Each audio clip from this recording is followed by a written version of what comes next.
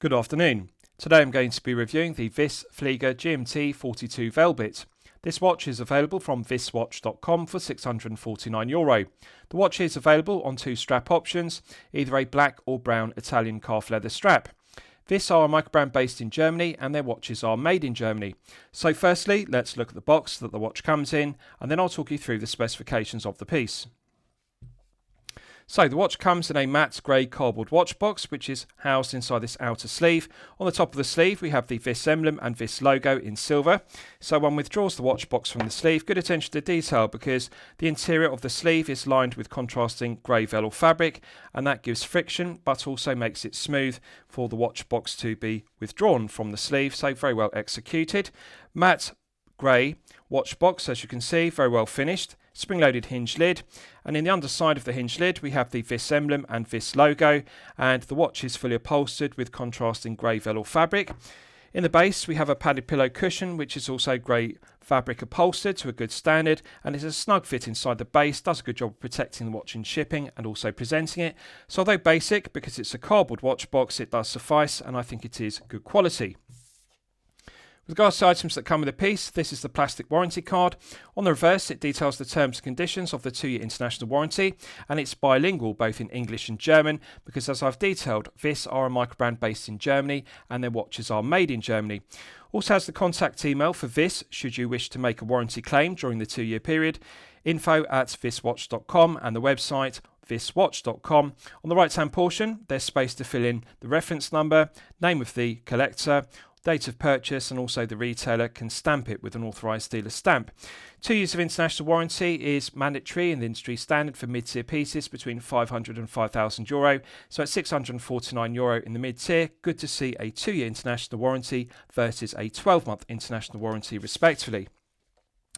One also gets this owner's instruction manual, clear concise diagrams. The instructions are in English and it's also bilingual, translated into German, and it details the operation of the movement used, which is the Miyota caliber 9075 automatic. Excellent quality, and it's good to see it bilingually translated into both English and also German respectively.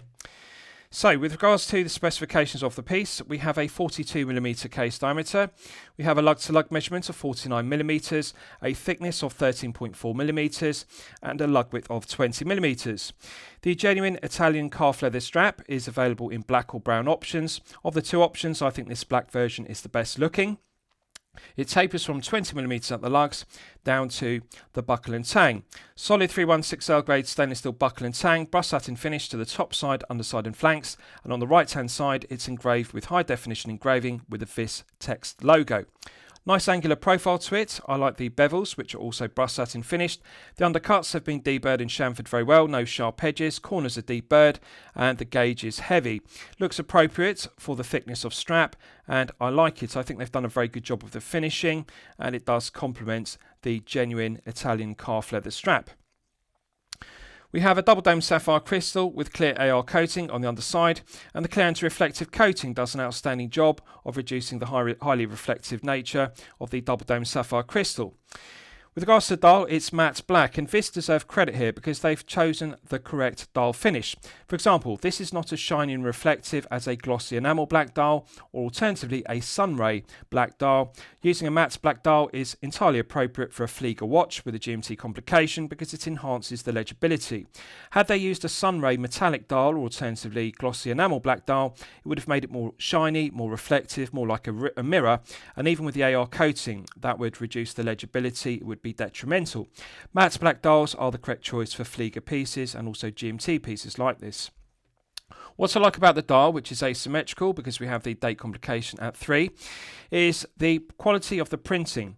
The minute ticks on the chapter ring are high definition and crisp. The Arabic numerals are a very aesthetically pleasing font, but also the quality of the printing is excellent. Also, the chapter ring, the minute ticks are easy to read, but around the circumference of the chapter ring we have this beveled 24-hour chapter ring, and it's very easy to read. The quality of the Arabic numerals, the printing is high definition and crisp, it's not too thick and blurry. Also, the dial has very clear layout. The hands are skeletonized, which makes it easy to read.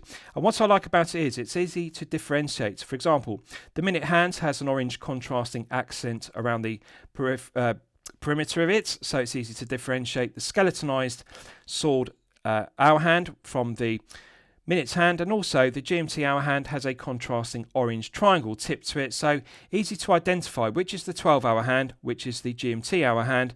And what I like about it is the length of the hands, because if you look at the GMT hour hand with the contrasting orange triangle, you can see it extends all the way to the beveled chapter ring with a 24-hour Arabic numerals. So the handset doesn't look undersized, the legibility is good, the proportions are good, and also I like the detail of the contrasting white second hand, because again, it's easy to read and it's long enough, it extends all the way to the minute ticks on the chapter ring. Legibility of the dial is good, functionality is good, clarity is good. And also I like the dial isn't over-branded with unnecessary text or specification. We simply have the VIIS emblem, VIIS text logo at 12, and that's balanced by automatic at 6. For example, they haven't made the mistake that often microbrands make of over-branding the dial with unnecessary text and specification. For example, 100 meters water resistance, that's negligible because this is a Flieger piece, it's not a dive piece. Automatic is just the right amount of information. Either side of the 6 o'clock printed index on the dial we have made in Germany, and the right to print this as per Swiss made, because of course VIIS are made in Germany and they're very proud of that, and that's good to see that on the dial. It really does enhance it. What I like about it is the orange accents. In the centre we've got a 60-second scale with Arabic numerals, easy to read, and it complements the orange triangle on the GMT hour hand and also the minute hand, which is like a plunger hand on a dive watch, but of course skeletonized, and it really does look like a very easy to read piece. Date complication at 3 is easy to read. Now, subjectively, I'm going to be critical of it because I think it would look more aesthetically pleasing had they used a black date wheel with white Arabic numerals rather than the default option of a white date wheel with black Arabic numerals. However, this is subjective. Some collectors prefer a white date wheel, some collectors prefer black. With a matte black dial and a GMT complication and a Flieger piece like this, I think a black date wheel with white Arabic numerals would blend into the dial better. It would look more aesthetically pleasing.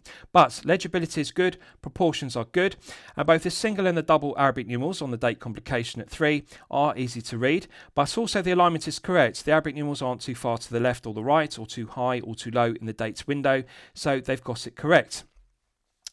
Double dome sapphire crystal is the correct choice. Now, it's a pleasant surprise because although this has a double dome sapphire crystal with 100 meters of water resistance and also an exhibition case back glazed with sapphire crystal, this piece is only 13.4. And of course, it's a GMT complication piece, which does add some thickness. However, credit where credit's due, they've made the correct decision here because the double dome sapphire crystal is low profile. Had they used the boxed top hat double dome sapphire crystal, that would have added 2mm of thickness to this piece, and therefore it would be 14mm plus, far too thick. This is very good. It's only 0.4mm above the 13mm sweet spot I often refer to, so this is easily going to slip underneath the shirt cuff. And bear in mind, it is a large piece, 42mm, which is a classic Flieger case size. But I like it's not too thick, therefore it's not too top heavy. It feels balanced on wrist versus being top heavy like a thick slab of 316L grade stainless steel. Bezel is flat profile, concentric CNC lathe tool machined to the top flat profile, and the edge of it is mirror polished to a flawless standard. There's also a chamfer which deletes the sharp edge, and it's correctly proportioned because it allows the double dome sapphire crystal to project above it. And when you tilt the piece at an oblique angle, the edge of the double dome sapphire crystal has a bevel on it which catches the light, so it looks good. Low dome to it, and the bevel is very aesthetically pleasing. They've made the correct choice by using a flat profile bezel with a brushed satin finish to the top versus mirror polishing or a domed bezel. Excellent. Case finishing is stellar. Vertical satin finishing in between the lugs is done to a high standard with satin finishing. Concentric CNC lathe tool machining to the top of the curved lugs, which matches the concentric CNC lathe tool machining to the top flat profile to the bezel. Nice sharp crisp transitions between the top of the lugs and the flanks, but they've been beveled very well because they're deburred. They're not sharp, although they look sharp in terms of definition. Longitudinal brushed satin finishing to the left and the right hand flanks, very fine satin finishing. To put this into perspective, this is high tier level brushed satin finishing, kind of brushed satin finishing one expects to see on a high tier piece costing €10,000+, not a mid tier piece at €649. Some of the base case finishing I've seen on a Flieger piece at the €649 price point. VIIS deserve full credit for this. Nice large bevel on the undercuts to the flanks deletes the sharp edge. This enhances comfort level and feel good factor. 4 tips of the lugs have been deburred and chamfered with bevels, so they've done a very good job. So looks good, beautiful luster to it, but also feels good because there's no sharp edges, no sharp corners on any of the transitions or the tips of the lugs. Now, solid 316L grade stainless steel crown, and it is a fluted crown. So to clarify, a fluted crown is conical profile. It does look visually similar to a coin edge crown, but a coin edge crown is straight and parallel. This has a slight conical profile to it, and it has flutes on it rather than coin edge, but it does visually look similar to a coin edge crown. Flieger crowns typically are either onion crowns or alternatively fluted crowns, and of course the conical profile gives it a vintage aesthetic, but also is very grippy and tactile. So correctly proportioned, it's not too large as per a dive watch crown, easy to get purchased with your index finger and thumb. Let's test the screw down crown execution. 100 meters of hermetic seal is strong specification. Again, I want to give due credit to VIIS here because strictly speaking this is a Flieger piece. We're not looking at a dive piece, therefore it doesn't need a screw down crown or 100 meters. They could have used the production cost-cutting measure of a push-pull crown and 50 metres, which is often the case with Fliegers, but 100 metres and a screw-down crown is strong specification. Silky smooth. There's a perfect interface between the internal thread of the stainless steel crown and the external thread of the stainless steel crown tube. Minimal number of turns required to fully unscrew the fluted crown, and it's got a large chamfer which deletes the tips of the flutes, and also mirror polished cap to it, and it's engraved with high definition engraving with the VIIS emblem. So I like the proportions of it, and the conical profile means it's very grippy and tactile. So when it's unscrewed, we're now in the manual wind position, and one can manually wind the Miyota caliber 9075 automatic to its maximum 42-hour power reserve. In terms of smoothness, it feels smoother than manually winding a PT5000. Feels similar in terms of smoothness as an SW200-1, and it feels smoother than a lower grade of Miyota, such as the 8215, which is an 8000 series, and also the NH35A respectively, which you will be familiar with. It feels exactly the same as the smoothness of other premium 9000 grade Miyota calibers such as the 9015 and 9039, which you'll know from my previous reviews are my personal favourite calibers. The 9075 shares the same architecture as other 9000 series calibers, but of course we have the GMT complication added to it in addition to the date complication. But manual winding feels very smooth, feels refined. Doesn't feel too stiff. One can feel the tension in the mainspring gradually building up. It is pleasant to manually wind, and I like the smoothness of it. It feels refined. Build quality, quality control, materials and finishing are there. So, to clarify, the Miyota Caliber 9075 automatic is a true GMT or traveller GMT. What that means is one can independently move the hour hand and the other hands remain static, and that's beneficial because when you're changing time zones you can independently reset the hour hand without disturbing the position of the other hands. So it is a true GMT or traveller GMT complication as a result. Pulling it out to the first click position is the quick set hour hand, as you can see, and you can now see the benefits. The GMT hour hand, the minute hand, they remain static, but of course the second hand continues to run. It sweeps around at the 4 Hz sweep, but you can see both clockwise and anti-clockwise I can rotate the hour hand independently as per a true GMT or traveller GMT movement. So it's excellent. Now when you cycle through the 24 hours you use that to quick set the date complication. So if you look at the date window, it's now on the 10th of the month. When I cycle through at 12 o'clock it now advances to the 11th, and you can go back and forth. This is good. For example, when you get to the 30th of the month, you don't have to cycle through the full 30 days of the month to set the date. You can simply rotate the quick set hour hand clockwise and anti-clockwise to change the date. So I'm now on the 11th. If I go back to midnight, it will click back to the 10th. If I want to change it to the 11th, I can simply go back to midnight and advance it when I cycle through the next 12 hours. So it works very well. Cycling through the 24 hours, you can change the dates, and I like being able to set the hour hand independently of the other hands, and it does make it very practical when you change time zones because you simply can leave the time set correct precisely to the second, but alter the second hour hand for the time zone. Works very well. What I like about it is it clicks. It's got nice solid indexing. In terms of how it feels lighter. The indexing feels solid, feels precise, feels reliable and robust, but it feels lighter than a Seiko NH34A, which you'll all be familiar with. And they deserve credit for selecting this caliber because, for example, VIIS could have used the less expensive default option of the Seiko NH34A, which you're all familiar with. That does have a GMT complication, but the problem is it's not a true GMT. It's not a traveller GMT like this. And the 9075 is a level above it in terms of build quality, quality control, materials and finishing. It is a premium 9000 series caliber. It's a higher grade of movement overall. Accuracy is also better. But I like it. I think they've made the correct choice. The other benefit is it's significantly thinner. The 9075 is much thinner than the NH34A. Therefore, this piece is only 13.4. Even though it has 100 meters versus 50 meters, even though it has a double dome sapphire crystal versus a flat sapphire crystal, even though it has an exhibition case back. All of those things add thickness. I would expect this to be 14 plus if it were powered by the NH34A. That's the point I'm making. They fully maximise the benefit. They've optimised the use of the 9075 being a thinner caliber than the NH34A respectively. 13.4 is excellent for a 100 metre piece with a double dome sapphire crystal. So works well. Setting the date works well. Hacking works well.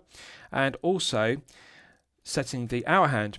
Now, pulling it out to second click position hacks the movement. If you look at the contrasting white second hand, you can see it's now stopped dead, so therefore it's possible to set the time precisely to the second with the Miyota Caliber 9075 automatic. So we're now in the time setting position. One can cycle through the 12 hours and you can see the GMT hour hand rotates around the dial.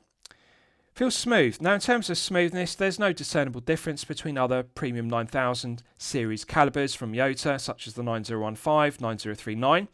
Feels exactly the same. Clockwise and anti-clockwise, doesn't feel stiff, doesn't feel rough, doesn't feel gritty, as per a PT5000. Feels lighter than an SW200-1 or a Soprod caliber P024 or an ETA 2824-2. Really does feel exactly the same as setting the time on a 9015, which is the date version, or a 9039, which is the no date version of it. So really this is exactly the same in architecture, it just has the addition of the GMT complication added to it. Very smooth. Pushing it back in, it's got a nice positive click and that restarts the movement. What I like about it is, I often refer to this in my previous reviews, the smooth 4Hz sweep of the second hand. It's running at 28,800 vibrations per hour versus the NH34A, which runs at 3 Hz and has a stutter or judder to the second hand because it runs at 21,600 vibrations per hour respectively.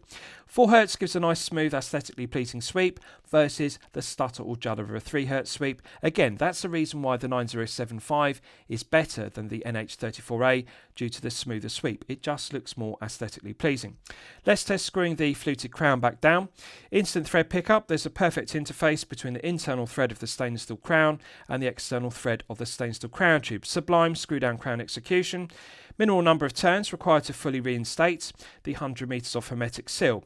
Very good interface. The threads perfectly mate and they pick up instantly. You don't have to keep turning the crown clockwise and anti-clockwise to get the threads to pick up. Refinement is there. If I had to choose one word to describe the screw down crown, it would be refinement. Stellar. This is the benefit of this piece being made in Germany, the quality control taking place in Germany and the regulation of the caliber taking place in Germany. It has a higher level of QC than a made in China piece and that's worth paying for. Right, so let's look at the strap in detail. So, as I've detailed, this VIIS Flieger GMT 42 Velebit is available on 2 leather straps, in black or brown. I think this black version is the best looking because it complements the matte black dial. They've made the correct decision by using a matte grained finish to it versus glossy finish because glossy finish would better suit a dress piece. A Flieger should have a matte strap. Contrasting white stitching adds interest at the lug end, and also I like the textured finish to it. It does look like a vintage strap. It's a thick strap. Now, very thick where it needs to be reinforced and more robust at the spring bar end, which is good, and then it tapers down in thickness down to the buckle and tang. So at the buckle and tang end, it's more soft and supple, which is good. And although it's a thick strap, it is going to require some breaking in. It does feel soft and supple enough. So in terms of how soft and supple it feels similar to a Halloween shell cordovan strap, or alternatively a Hirsch calf leather strap. And this is made from calf leather, it's Italian. And it does have that same kind of soft feeling to Hirsch calf leather straps, which are made in Austria, although this is Italian. Proportions of the buckle and tang are good. 2 keepers which are correctly proportioned. First one is fixed, second one slides as one would expect. Let's look at the underside of it. Contrasting tan liner to it, perfectly smooth, so the benefit is feels comfortable, doesn't feel rough, doesn't scratch the wrist. Smooth on the flanks. Genuine leather is debossed, which is good, attention to detail. And I'm pleased to see the correct choice. Just bear with me, I'll get the camera to focus. Quick release stainless steel spring bars. Now, this is good because often with thick straps like this, and it is very thick at the spring bar end, micro brands and mid-tier brands make the mistake of using standard spring bars, and the problem with that is with a thick leather strap like this, it's difficult to compress the edge of the strap and of course compress the spring bar with a spring bar tool, and inevitably it's easy to slip off the spring bar and scuff the lugs. Quick release stainless steel spring bars negate the need for a spring bar tool. This makes it easy to change the strap because we don't have pierced lugs, so you can't depress the spring bar externally. This is good. I'm pleased to see the correct choice of quick release stainless steel spring bars. On the other side, we've also got a debossed VIIS emblem and VIIS logo, which adds a high quality feel to it. The liner is smooth, it's very well finished, and I like it. Contrasting white stitching adds interest and adds to the Flieger aesthetic. Let's look at the case back in detail. So, sapphire crystal glazed exhibition case back. What I like about it is very low profile. This is not a deep bubble back case back, and again, they have fully maximised or optimised the fact that the Miyota Caliber 9075 automatic is a thinner caliber than the Seiko NH34A, which would have been the credible alternative. Had they used the NH34A, it would have needed additional clearance between the sapphire crystal glazing of the case back and the rotor. It's a thicker caliber, and therefore this piece would be 14 plus thickness, and of course a deep bubble back case back. We're all familiar with the deep bubble back case backs used on dive pieces, powered by the NH35A and the NH38, which has the same architecture as the 34A respectively. So it's nice and thin. Large diameter portion to the sapphire crystal glazing, which fully displays the 9075. Milled stripes on the main plates, which are rather like Côtes du Genève or alternatively Geneva stripes, so it's decorated. Other than that, there's no other decoration. There's no pelage finishing on the bridges. We don't have blued screws, and we've got the standard Miyota rotor. One enhancement I'd like to see, or an upgrade, is I'd like to see the rotor signed with either the VIIS emblem or alternatively VIIS text logo on the rotor, because that would add some interest to it rather than just using the default option of the 9075 sterile rotor, which is obviously branded with Miyota. But it's a good quality movement. Nice to see a sapphire crystal glazed exhibition case back. Strictly speaking, it doesn't need sapphire crystal. They could have used the production cost cutting measure of mineral crystal, and it would have still provided 100 meters, because the front of a piece needs sapphire crystal. That's a given, because that's an area it's being scuffed and scratched with daily wear and tear. But one can use a mineral crystal in an exhibition case back because it's just rubbing against the wrist. It's not going to be scuffed and scratched. Sapphire crystal is good. Large portion, mirror polished circumference to it, and it's engraved with high definition engraving with a reference number, serial number of the piece, made in Germany, and 100 meters, 10 ATM. It's very well finished. The outer portion of the circumference is concentric CNC lathe tool machined. The milled slots are deburred and chamfered very well, no sharp edges, and above all else, I like how thin it is. It's low profile. This isn't a pressed on case back. It's not 50 meters. It's screw down case back, 100 meters. Strong specification for a Flieger. Underside to the head of the piece has large bevels on the left and the right hand flanks on the undercuts, and that deletes the sharp edge, enhances comfort level and feel good factor. 4 tips of the lugs have bevels, and that deletes the sharp corners. It's a very well finished head of the piece. So comfort level and feel good factor enhanced by the smooth case back and also its low profile, so it sits snug to the wrist. Right, so I'll give you a wrist shot. Now just bear with me, I'm going to remove my Concorde 40. Now this strap will fit from a 6-inch wrist size up to a maximum 8-inch wrist size. Pleasant surprise, because you know from my previous reviews, often leather straps are a fraction too short for my 8-inch wrist. This one isn't. It actually fits my 8-inch wrist to perfection. I can indeed engage the end of the leather strap in both of the keepers, the first fixed keeper and the second sliding keeper, and as you can see there is some spare length and there are plenty of spare holes. So you can size it down to a minimum 6-inch wrist size up to a maximum 8-inch wrist size. Excellent. This is good. Often mid-tier brands and mid-tier micro brands make the mistake. They make a large diameter case Flieger style in 42. But then they make the strap too short for larger wrists. Now clearly this is intended for collectors with a larger 7 to 8 inch wrist versus smaller wrists of 6 to 7. 42, it's not a 39 or a 40, that's a given. But of course, often mid-tier brands and mid-tier micro brands, they only include a strap that fits from a 6 to a 7 inch wrist or 7.5 maximum, not an 8. They don't appreciate that collectors with a larger wrist that appreciate 42mm Flieger cases want a long strap to fit their large wrist. 8 inch wrist size, excellent. They deserve credit for that. Now, although it's a stiff strap at the spring bar end, as I've detailed, it tapers down in thickness and also width. So when you get down to the buckle and tang end, it actually feels very soft and supple, like a Halloween Shell Cordovan strap or Hirsch calf leather strap made in Austria. Excellent. I really like the taper. Slight taper, it's not too aggressive, does balance the head of the piece. Now in terms of lug width, they've made the correct choice, 20mm.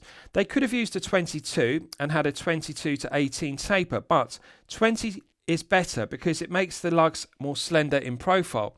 This does not look like a top-heavy piece. It doesn't feel like a top-heavy piece. It feels very well balanced. 20mm means the strap isn't too broad, like a 22 to 18. Proportion of the buckle and tang therefore isn't too oversized. Curvature is good, undercuts to the flanks is good, but there's enough meat on the buckle and tang to make it look like a tool watch, a Flieger piece. I like the keepers, I like the proportions of the strap and the matte finish. Very comfortable strap. Wrist presence is excellent, as one would expect with a 42. So clearly this is intended for collectors with a larger 7 to 8 inch plus wrist size. I would say if you have a smaller wrist of 6 to 7 inches, you can rule this piece out because it's a 49mm lug to lug. It's only 1mm above the sweet spot of 48. You'll know this from my previous reviews. I regard 48 as being the perfect lug to lug for all wrist sizes because it fits 6 to 7 inches and fits 7 to 8 inch wrists perfectly. 49 is just 1mm above it, so as you can see, there is no overhang on the tips of the lugs, and the curvature of the lugs, both on the top side and the underside, wraps around my wrist very well. It doesn't have large gaps beneath the tips of the lugs, even though the lug to lug is 1mm longer than the sweet spot. However, if you have a 6 to 7 inch wrist, you are going to experience some overhang on the tips of the lugs. The case is slightly too long for a 6 to 7 inch wrist. On a 7 to 8 inch plus wrist size, it's good. It does need a slightly longer lug because, of course, it is a 42. One has to be realistic. We're not looking at a 39 or a 40. This is a 42. It's the classic Flieger case diameter. 49 lug to lug is acceptable on a 42 head of the piece. As I've detailed, what I like about this piece above all else is two things. First one, this is only 13.4. You'll know from my previous reviews, 13mm is the sweet spot for a piece to easily slip underneath shirt cuffs if you wear a business shirt. So this is only 0.4mm above the 13 sweet spot. Even though it has a double dome sapphire crystal, even though it has an exhibition case back, they do add some thickness. And we're not looking at 50 meters of hermetic seal for the front, 50 meters on the back. This is 100 meters. Therefore, the sapphire crystal needs to be thicker on the front. Sapphire crystal in the exhibition case back on the back needs to be thicker to withstand 100 meters, not 50 meters. Strong specification, but I like it's not too thick. As I've detailed, had they used the other alternative, a box top hat double dome sapphire crystal to give it a vintage aesthetic, like an acrylic, plexiglass or Hesselite domed crystal, that would have added 2mm of thickness. This would be 14 plus.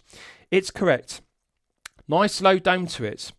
Does look very easy to read. Legibility is good. When you look at it straight on, the AR coating is excellent. Clarity of the sapphire crystal is excellent. Easy to read the 24-hour hand. Easy to read the date complication. I like the orange accents. Dial is excellent. Arabic numerals are large and it is a very original design. What I like about this piece is we are not looking at an homage to a Rolex, Tudor or Omega piece, nor is this an homage to other Flieger pieces, for example, made by Larco.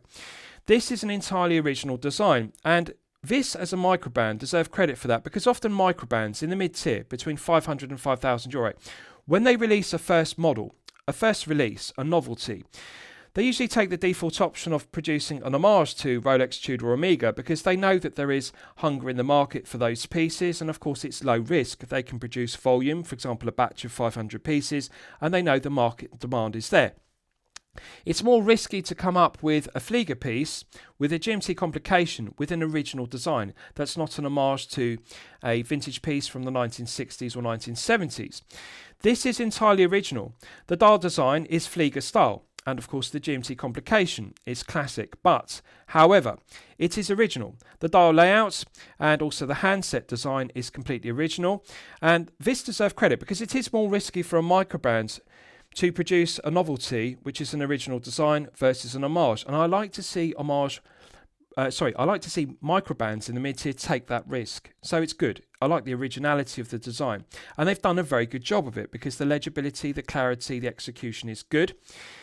Proportions are also excellent. So, as I've detailed, two things I like. 13.4 thickness is good. It's just 0.4 above the 13 sweet spot. The other thing I like about it is the surprising lack of heft. Although this is a 42, this is only 82 grams. And I would expect this to be circa 90 to 95 grams on a leather strap like this, because it is a thick leather strap and we do have a heavy gauge of buckle. That adds some heft to it. But it feels balanced. Doesn't feel top heavy. So pleasant surprise. I would expect this to be 90 grams and feel like a thick slab of 316L grade stainless steel. Above all else, the correct decision they've made, and they really deserve credit. So I keep repeating it, but it is important.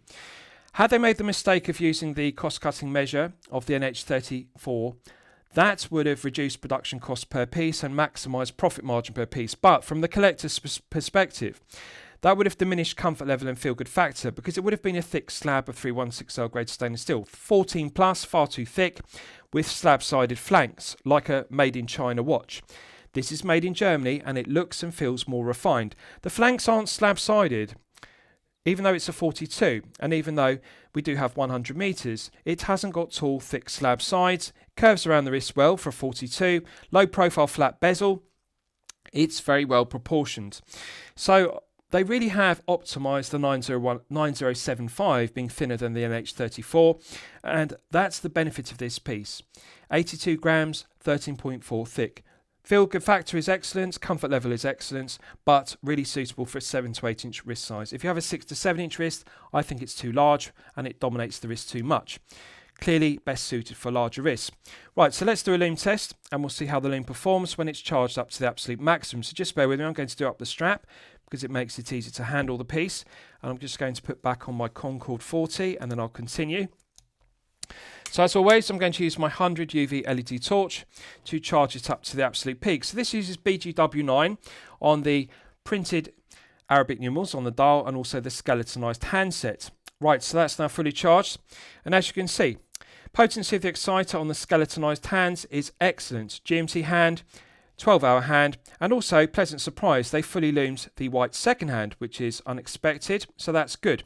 However, there's room for improvement with regards to the Arabic numerals. Now, I'm just going to shine the torch on the dial because it's a pleasant surprise, good attention to detail, because they've also added BGW9 to the emblem, the text logo, automatic and made in Germany, either side of the 6 o'clock printed index.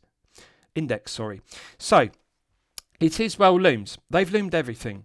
The logo, the emblem, also made in Germany, everything, all the text on the dial. That's good.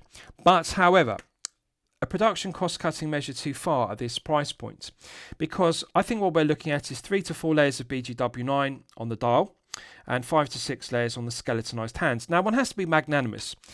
The hands are skeletonized. We're not looking at sword hands on a dive piece like a Rolex 5517 mil sub style, and they don't allow for as much area, a plot, such as dive watch hands like Mercedes hands or Snowflake hands, to apply 5 to 6 layers. They're skeletonized, so you can only apply a small area, a small plot of BGW9. But nonetheless, just bear with me, the camera's struggling to autofocus.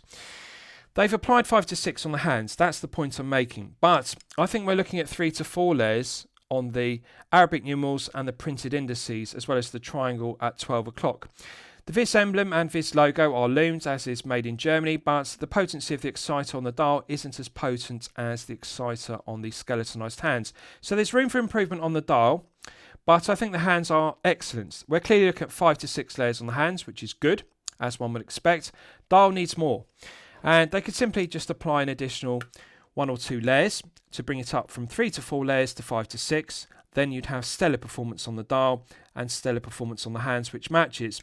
On a positive note, in daylight, there's a perfect colour tone match between the dial and hands. For example, the Arabic numerals look pure white, and the handset, the Lume, looks pure white. So it doesn't look more cream on the hands, doesn't look more white on the dial. So that's good. Colour tone matches good in daylight. In the dark, we've got the same tone of blue BGW9, so it doesn't look lighter or darker. It really comes down to the number of layers, and they really need to increase the potency of the exciter on the dial. Both on the Arabic numerals and also the printed indices, the triangle at 12, and also the VIIS emblem and also VIIS logo, and made in Germany, either side of the 6 o'clock index. As you can see, the camera is struggling to autofocus because we have weakness on the dial. Hands are good, dial just needs some more. So I'd like to see VIIS update that, and that would then fully match the price point of €649, because at this price point one can't be magnanimous. It has to be 5 to 6 on the dial, has to be 5 to 6 on the hands. One could be magnanimous if this were a low tier piece between €0 and €500 price points, but at 649 in the mid tier it has to be 5 to 6 on the dial, 5 to 6 on the hands respectively. Right, so let's discuss the movement use, because it's my favourite aspect of the piece. So as I've detailed, this is powered by the Miyota Caliber 9075 Automatic, which shares the same architecture as other premium 9000 calibers, such as the 9015, which is the date version, and the 9039, which is the no date version respectively, my two personal favourite 9000 premium calibers. 24 joules, runs at 28,800 vibrations per hour and a frequency of 4 Hz. Benefits is nice smooth sweep to the 4 Hz sweep versus the stutter and judder of a 3 Hz sweep. Has hand winding and hacking, which use for complications and work well. GMT complication, and it's a true GMT or traveller GMT, which, as I've detailed, and I'll remind you, a true GMT means you can independently move the hour hand versus being an office GMT where you can't. 42-hour power reserve is perfectly acceptable. Stated accuracy of the 9075 is -10 to +30 seconds per day, so rather wide accuracy range. However, I'm pleased to report that VIIS are doing a good job of well regulating the calibers they're using in Germany. Again, this is the benefit of this piece being made in Germany, quality control taking place in Germany, and the regulation of the calibers being in Germany, rather than a made in China piece with lower QC and poor regulation. They're regulating the 9075s they're using in 5 positions to chronometer accuracy.